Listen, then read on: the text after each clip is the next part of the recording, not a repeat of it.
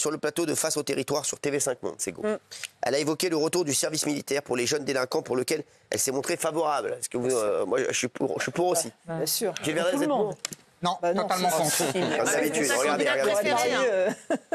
Je pense que les jeunes qui n'ont pas eu la chance d'avoir des repères, qui n'ont pas eu la chance d'avoir des parents qui les cadraient, qui ont été en échec scolaire, quand ils sont mineurs, il faut toujours espérer réussir à les raccrocher à quelque chose. J'étais contre la suppression du service militaire. Ça permettait à beaucoup de jeunes de comprendre aussi le sens de l'organisation dans la vie, d'avoir un regard bienveillant mais autoritaire sur eux. Alors, qui est d'accord avec Ségolène Royal? Moi, oui. Moi, je suis d'accord avec Ségou. Bien sûr. Oui. Ah, alors, il y a les deux woke. Gilles Verdez et Thomas Guénolé, non. C'est normal. Ils n'aiment pas l'autorité, ils n'aiment pas le respect, ils n'aiment pas le drapeau, ils n'aiment pas l'or, l'or, pas la sécurité. Ils n'aiment pas la France. Alors, Laurence, vous allez leur répondre dans un instant. Est-ce qu'on ne laisserait pas parler d'abord un woke, hein? Oui. On commence par lequel, Géraldine? Moi, j'ai envie de laisser la parole à Thomas. Allez, c'est parti. Vas-y, Thomas. Merci. Moi, ça commence bien. Gilles, je suis d'accord avec toi. Gilles, si on commence à se battre entre nous. Ouais, c'est vrai. L'idée de rétablir le service militaire, c'est une connerie qui revient souvent, et pourtant c'est une connerie. Militairement, c'est inutile. On est au XXIe siècle, on a besoin d'une armée professionnelle. On n'a pas besoin de conscrits du service militaire, de jeunes à qui on va apprendre à peine à se servir d'un fusil. Donc c'est militairement inutile. Deuxièmement, c'est pas à l'armée d'éduquer ou de compenser l'éducation des gens. C'est pas son boulot. L'armée, elle est là pour nous défendre. Elle n'est pas là pour faire de l'aide sociale. Ça n'est pas vrai, ça n'est pas son rôle. C'est pas pour ça que les gens s'engagent dans l'armée. Ils s'engagent pour protéger et défendre. C'est très cher le rétablissement du service militaire, c'est plusieurs milliards par an. Donc on parle d'un truc qui est militairement inutile et très coûteux. Donc ça me fait au moins 2 raisons d'être contre. Et tu l'as écouté ou pas? Tu l'as écouté, Thomas, ou pas? Et après j'ajoute. Non, elle a dit qu'elle était contre le rétablissement, le retrait du service militaire en général. Elle a dit 2 choses dans son intervention. Et j'ajoute, il y a plein de casernes qui sont désaffectées. Ça tombe bien, l'hiver arrive, on a beaucoup de sans-abri. Et je préférerais, plutôt que de rétablir le service militaire, qu'on utilise les casernes désaffectées pour en faire des centres d'hébergement d'urgence. Voilà, je finis. Des magots. Bon, Thomas Guénolé, ambassadeur du wokisme. Des magots. Non, mais ça, alors là, franchement, Gilles Verdez. Moi, j'aime beaucoup Ségolène Royal. Et là, je comprends pas. Elle a raison. Non, parce que... Service militaire pour les délinquants, c'est Mais pas non, mal, c'est le côté retour en arrière, vieille France. On ne peut pas revenir sur des choses qui ont été abandonnées il y a des dizaines d'années. Vous vous rendez compte? C'est pour ça que ça va si bien en France. C'est comme l'uniforme. Mais je suis contre, Cyril, l'uniforme. L'uniforme, c'est terrible pour les enfants. C'est surtout que ça coûte cher et que ça sert à rien. La tenue des enfants, c'est une manière de les autonomiser, c'est la créativité. Vous allez les brider. T'as raison, les mineurs, en ce moment, ça va très bien pour eux. Vous allez mettre des enfants en uniforme à l'armée, vous allez uniformiser à la chinoise tous nos enfants. C'est ça votre société moderne, mais faites-la sans moi. Mais excusez-moi, excusez-moi de vous dire ça, mais pour l'instant, la société actuelle, c'est un peu un échec, Gilles Verdez. Il faut tenter des choses. Oui, mais l'uniforme à l'école, ça marche pas. Si on vous écoute, Gilles Verdez, on ne fait rien malheureusement. Et Gilles Verdez, excusez-moi, mais on ne va pas rester dans l'échec éternellement. Parce que c'est ce qu'il voudrait, lui. Non, France de l'immobilisme. J'ai malheureusement pour eux un gros avantage sur les 2 bobos, c'est que moi je l'ai fait mon service militaire. Vous avez vu où vous en êtes aussi, regardez. C'est ça l'exemple. Ah oui, c'est un exemple. Toi, t'as été réformé P4 et... Ah oui, l'armée n'a pas voulu de moi, monsieur. Ah ben voilà. Ah oui. J'aurais dû faire comme l'armée. Voilà. Et moi, ça m'a apporté beaucoup de choses et tous les camarades avec qui j'ai fait le service, voilà. Maintenant, on leur donne des stages de citoyenneté. Et le service militaire, c'est une sorte de stage de citoyenneté.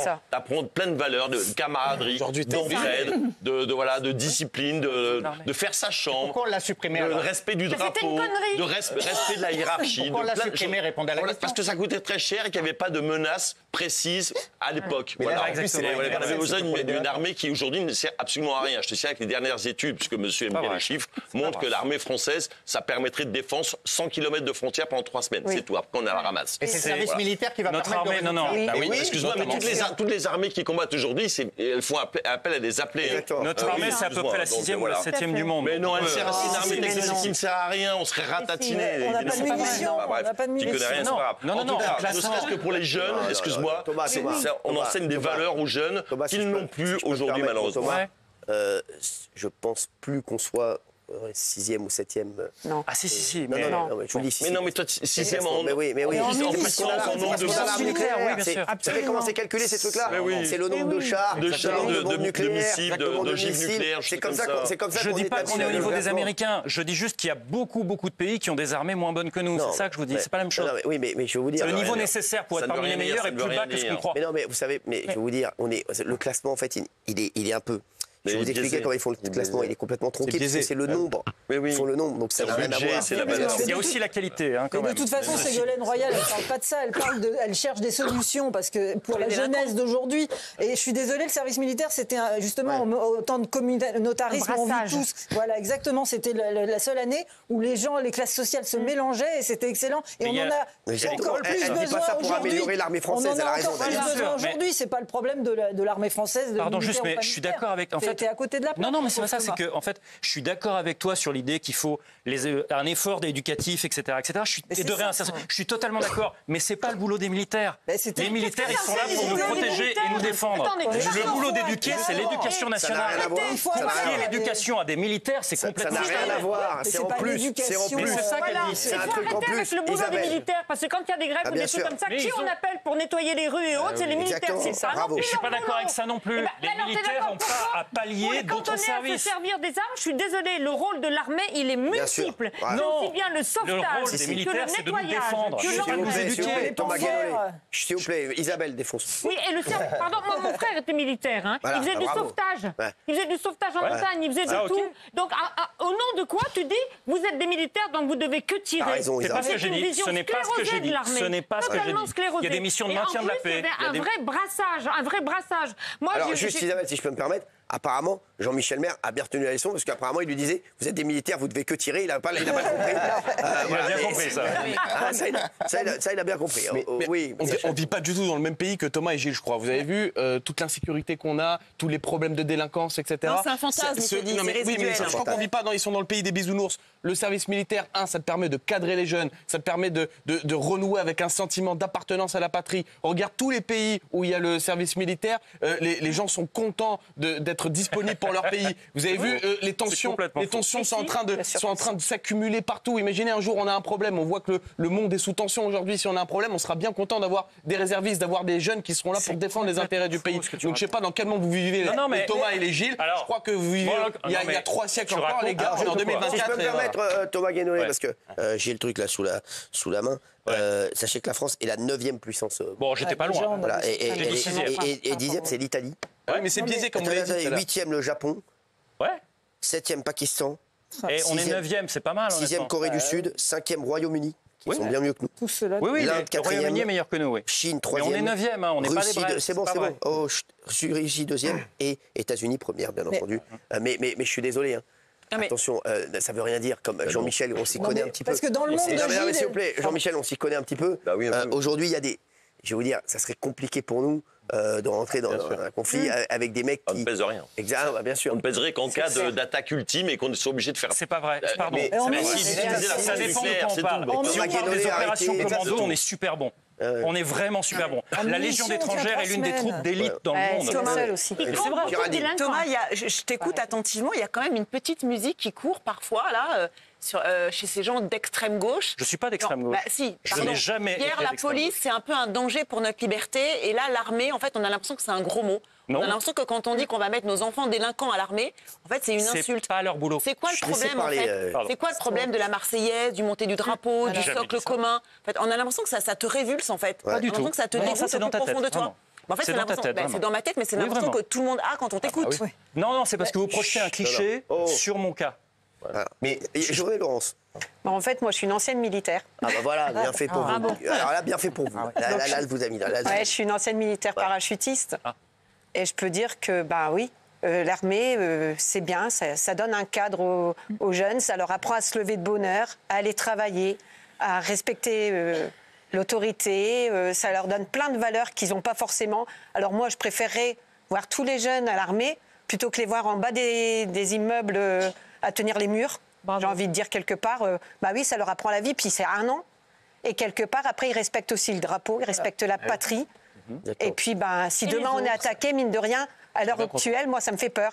Je sais que si jamais il y avait le service... Si, bien sûr que si. Merci Laurence. Non mais c'est vrai Laurence. Tout résumé. Parce que et Thomas, je vais vous dire aujourd'hui est-ce qu'on est prêt pour une guerre? C'est la grande question que tout le monde se pose. Voilà. On recevra un responsable, un spécialiste la semaine prochaine pour répondre à Thomas Guénolé. Vous en pensez quoi, Laurence? Vous qui êtes moi, je dis que si demain on est attaqué, on est mal, quoi. Ça dépend par qui. On est très très mal. Non, c'est pas ça dépend par qui. C'est qu'on est très très mal parce que combien de jeunes maintenant peuvent défendre notre pays? Il n'y a que 8 pays qui peuvent Combien de personnes peuvent prendre des armes et défendre notre pays? Mais en munitions, tiens, 300. Il n'y a que 8 pays qui peuvent défendre. Mais non, il faut arrêter. Même pendant les JO, on a besoin des Israël, à mon avis, ils vont mettre une tôle, arrêtez un peu, vous êtes fous quoi? Même pendant les JO, on a fait appel aux autres forces. C'est biaisé, vous avez raison tout à l'heure. C'est biaisé, les chiffres sont biaisés, c'est en nombre de chars, en nombre d'effectifs, etc. Mais bien sûr. Tu as parlé de la Légion qui compte beaucoup de délinquants, puisqu'on leur demande justement pas leur passé. On considère que quand ils sont là, ils reprennent une identité. Donc s'il y a un domaine où il y a des anciens délinquants, c'est bien la Légion. Et toi, tu la cites comme exemple. Jean-Michel. Là, c'est pas ma faute si c'est une troupe d'élite, je suis Jean-Michel, pour répondre à Thomas Guénolé, c'est vrai que ça intéresse pas mal le monde. Sur que vaut l'armée française, on va avoir un spécialiste. Non, mais quand en fait, il ne se fie qu'au budget attribué par l'État en pourcentage du PIB à la défense. C'est-à-dire combien on consacre pour l'achat de sous-marins, de tanks, de missiles, etc. Mais ça, c'est des armes professionnelles qui ne servent qu'en cas de guerre ultime. Et voilà, évidemment, là, on est craint parce qu'on possède l'arme ultime que ne possède pas plein d'autres pays. Mais si c'était une guerre traditionnelle terrestre, on ne tiendrait pas. On n'a pas de tank 40, on a vu combien? Rien. Non, mais il y a la qualité. On a de l'aviation militaire parmi les meilleurs du monde. Mais tu n'y connais absolument rien, toi. Non, mais ne dis pas ça. Tu as une intelligence artificielle dans ton téléphone, tu poses des questions et tu répètes bêtement ce que tu dis. On fait partie des pays qui ont parmi les meilleurs matériels militaires au monde. C'est un fait. Vous avez le droit de dire les faits. Thomas se trompe. Ah ouais. Thomas se trompe parce qu'en fait, notre matériel, il est frappé d'obsolescence. Nos chars manquent d'entretien, on est totalement dépassés. Ça, c'est vrai. Ça, c'est vrai. Le manque d'entretien, de munitions. Je parle de la qualité. L'obsolescence et le manque d'entretien. Non, mais Thomas, c'est différent. Ce sont deux choses différentes. La technologie ne sert à rien. La technologie, non, mais je ne laisserai pas dire que notre armée est nulle. Ce n'est pas vrai. Tu ne peux pas gagner une guerre sans intervention terrestre. Bien sûr. Voilà. Le fait de bombarder tout ce que tu veux, tu ne gagnes pas. Regarde ce qui s'est passé en Afghanistan. Il faut l'invasion terrestre. Ok, mais en intervention terrestre, on est parmi les meilleurs du monde. Thomas, pas tous en même temps. Arrêtez de laisser parler. On n'a plus d'hommes. Donc qu'est-ce que tu veux faire d'invasion terrestre? On n'a plus de soldats. C'est ça. On n'a pas de soldats. Donc on ne peut pas. C'est impossible. On peut avoir toutes les armes qu'on veut si jamais on n'a personne pour les tenir. Mais vous avez une vision des guerres qui date des guerres napoléoniennes. Je disais, on peut avoir toutes les armes qu'on veut, mais s'il n'y a personne derrière pour la tenir, l'arme, elle ne sert à rien, j'ai envie de dire. Il faut qu'on ait les hommes formés pour pouvoir les tenir, ces armes. Bien, mais vous êtes d'accord que ce n'est pas une question de quantité de troupes, parce qu'on en est plus aux guerres napoléoniennes. Bien sûr que si. Bien sûr que si. Regarde en Russie, en Ukraine en ce moment. Bien sûr. Regarde en Ukraine. Bien sûr. Mais non, mais attention, là, il y a deux sujets différents quand même. C'est pas le retour du service militaire. Mais c'est ça, parce que lui, il a pris ça. Comme on va renforcer l'armée française. Ça n'a rien à voir. Mais si c'est pas pour ça, ça n'a rien à voir. C'est pour donner des valeurs à des jeunes. Mais c'est pas l'emploi. Je suis contre au niveau des valeurs. Stop.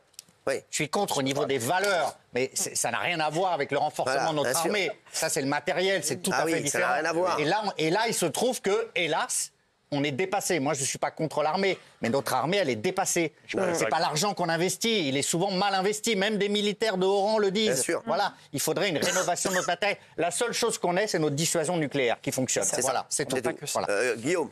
Non, je pense qu'elle ne parle pas de l'aspect militaire du service, elle parle de l'aspect humain et des valeurs. Et Gilles, toi qui es un grand humaniste, je trouve que pour une fois, au lieu d'avoir quelqu'un qui dit les délinquants c'est des racailles, il faut les foutre en prison, etc., elle a une approche humaniste, elle dit ce sont des jeunes en manque de repères, en manque d'éducation, et à travers ce service qui inculque plein de belles valeurs, on va les aider. Qu'est-ce qui ne te plaît pas là-dedans? Non, l'éducation, ce sont des travailleurs sociaux, des familles. C'est pas un militaire, c'est pas un colonel qui va éduquer nos enfants. Ça n'a rien à voir. Là, oui, si, ça a à voir. Excuse-moi, tout le monde a baissé les bras, les parents, les profs. Il faut un cadre. Qu'est-ce que t'en penses? De base, j'avais mis oui, mais en fait, parce que je me suis dit naturellement, les délinquants, l'armée, pourquoi pas. Mais Thomas m'a fait douter. Parce qu'en fait, je me suis dit, c'est vrai que les gens qui vont à l'armée, c'est par conviction, par envie, et là, ils vont être du coup forcés. Et je comprends pas les délinquants, ça veut dire c'est selon quel délit. Du coup, c'est punition. Ils vont pas rester dans l'armée éternellement. Et du coup, ils vont pas en prison, ils vont à l'armée. C'est ça la punition? C'est quoi? Au lieu de pas aller en prison parce qu'ils vont pas en prison, ils restent en liberté. Mais si les gens ils sont en mode délire, en mode dangereux et qu'ils ont des armes et tout, ça va pas peut-être les matrixer?